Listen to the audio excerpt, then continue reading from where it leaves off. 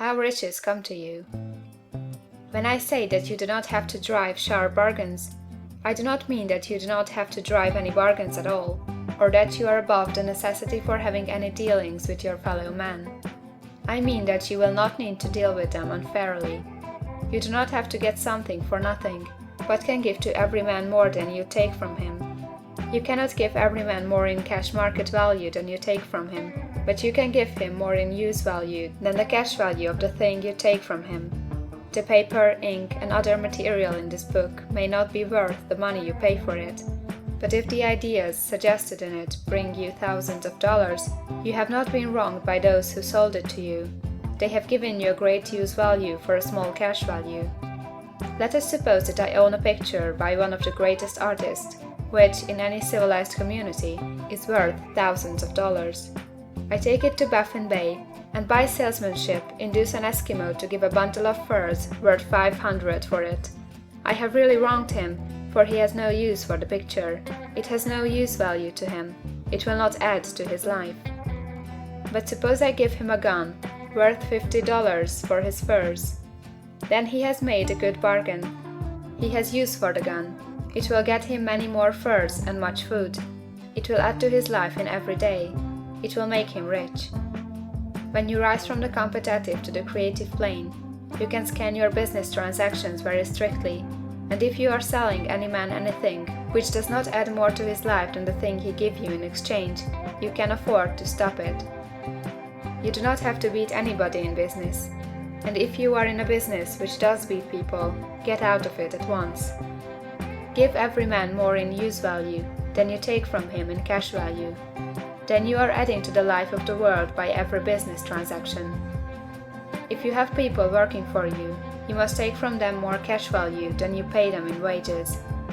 But you can so organize your business that it will be filled with the principle of advancement, and so that each employee who wishes to do so may advance a little every day.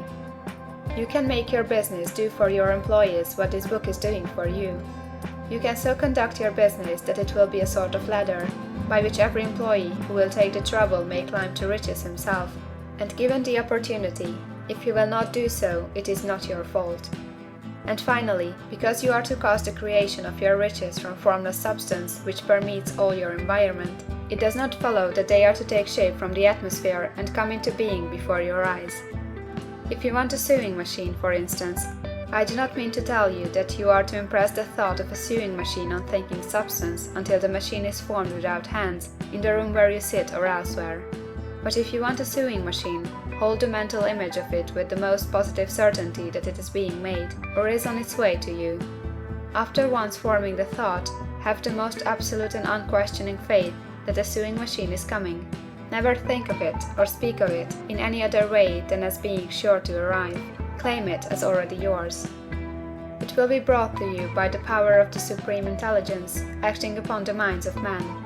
If you live in Maine, it may be that a man will be brought from Texas or Japan to engage in some transaction which will result in your getting what you want. If so, the whole matter will be as much to that man's advantage as it is to yours. Do not forget for a moment that the thinking substance is through all, in all, communicating with all, and can influence all. The desire of thinking substance for fuller life and better living has caused the creation of all the sewing machines already made, and it can cause the creation of millions more, and will, whenever men set it in motion by desire and faith, and by acting in a certain way. You can certainly have a sewing machine in your house, and it is just as certain that you can have any other thing or things which you want, and which you will use for the advancement of your own life and the lives of others. You need not hesitate about asking largely. It is your Father's pleasure to give you the kingdom, said Jesus. Original substance wants to live all that is possible in you, and wants you to have all that you can or will use for the living of the most abundant life. If you fix upon your consciousness the fact that the desire you feel for the possession of riches is one with the desire of omnipotence for more complete expression, your faith becomes invincible. Once I saw a little boy sitting at a piano and vainly trying to bring harmony out of the keys, and I saw that he was grieved and provoked by his inability to play real music. I asked him the cause of this vexation, and he answered, "I can feel the music in me, but I can make my hands go right. The music in him was the urge of original substance, containing all the possibilities of all life. All that there is of music was seeking expression through the child. God, the one substance, is trying to live and do and enjoy things through humanity. He is saying, I want hands to build wonderful structures, to play divine harmonies, to paint glorious pictures. I want feet to run my errands, eyes to see my beauties, tongues to tell mighty truths, and to sing marvelous songs, and so on.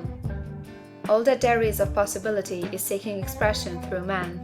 God wants those who can play music to have pianos and every other instrument, and to have the means to cultivate their talents to the fullest extent. He wants those who can appreciate beauty to be able to surround themselves with beautiful things. He wants those who can discern the truth to have every opportunity to travel and observe. He wants those who can appreciate dress to be beautifully clothed, and those who can appreciate good food to be luxuriously fed. He wants all these things because it is himself that enjoys and appreciates them. It is God who wants to play and sing and enjoy beauty and proclaim truth and wear fine clothes and eat good foods. It is God that worketh in you to will and to do, said Paul. The desire you feel for riches is the infinite seeking to express himself in you, as he sought to find expression in the little boy at the piano. So you need not hesitate to ask largely. Your part is to focalize and express the desire to God.